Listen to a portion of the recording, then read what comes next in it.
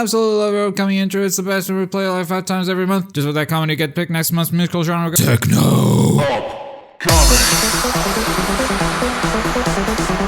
Ladies and gentlemen, welcome to the upcoming video games of June 2016. It's our 2-year anniversary making this series, and it's all thanks to your love and support. Here's to another 2 years in the future. Thank you very much. I'm Goku from Magical Noob, and these are the new releases for this month. Releasing sometime in June is We Happy Few, already available in Steam Early Access. It's a first-person survival game set in a retro-futuristic dystopian city. It takes place during World War II, but in the game's version, Germany has successfully invaded England. It's a game of mystery, beautiful design, and hopefully some awesome gameplay. Turn On is a side-scroller platformer where you play as an electrical spark returning electricity to a de-energized city. Instead of platforms, your character moves through the electrical wires of the city, and it also features an original story. Dangerous Golf is brought to you by the founders of Criterion Games. It totally looks like Burnout taken into golf. The goal isn't to sink the ball into the hole, but to break as much stuff as you can for high scores. There's a good amount of maps for you to wreak havoc in, as well as 8-player online support and local multiplayer. Hearts of Iron 4 is another Paradox grand strategy game, and like the other Hearts of Iron games, it focuses on World War II. It's a complex strategy game as we've come to expect from Paradox, with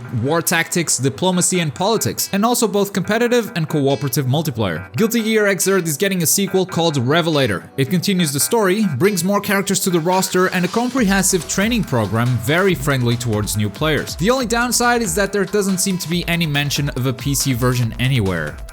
Mirror's Edge Catalyst is a prequel to the now 8 years old Mirror's Edge. It's a lot more story driven than the previous game, telling you the origin story of the protagonist, Faith, and takes the first person parkour into an open world setting. Odin Sphere is getting a remake, Life Treasure. It's a 2D action RPG with hack and slash combat. The original came out back in 2007 for the PS2. This HD remake is coming to the PlayStations 3, 4, and Vita. Kirby Planet Robobots is another action platformer featuring one of Nintendo's most beloved characters. As we've come to expect from Kirby, you can eat any of your enemies, swallow them to absorb their abilities, or spit them out to use them as projectiles. There's a ton of different abilities to try out, platforming challenges, and boss fights. Sherlock Holmes, the Devil's Daughter puts the player inside the mind of the world's greatest detective once again. Or is that Batman? In terms of gameplay, it still consists majorly of exploring crime scenes and examining clues to deduce who the criminal is. The best part of the Elder Scrolls series finally comes to the Elder Scrolls Online. The Dark Brotherhood DLC lets you join the Covenant of Assassins with new quests, skills, and a new location. Death by Daylight is a multiplayer horror game, 4v1, where one player takes the role of a killer and 4 players try to survive and escape without being caught. The levels are procedurally generated with random spawn points, and there's a progression system for both survivors and killers. Mighty No. 9 has been the cause of a lot of anger and rage by Kickstarter backers who just wanted a good rebirth of the classic Mega Man games. The game is known for the drama it caused and its multiple delays, more than for the gameplay itself.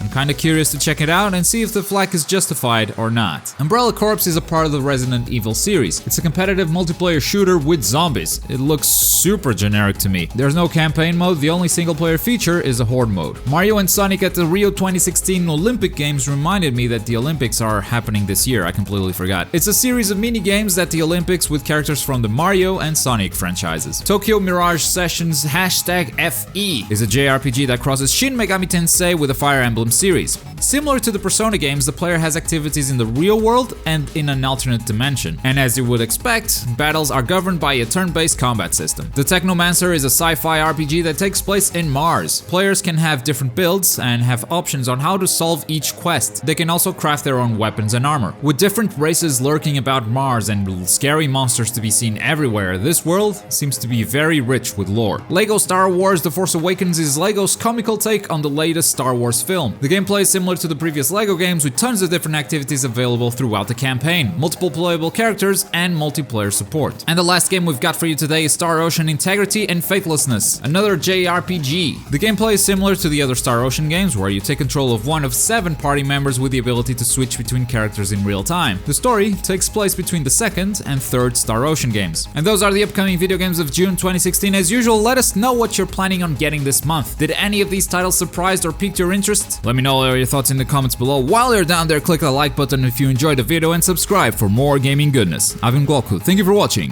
Bye.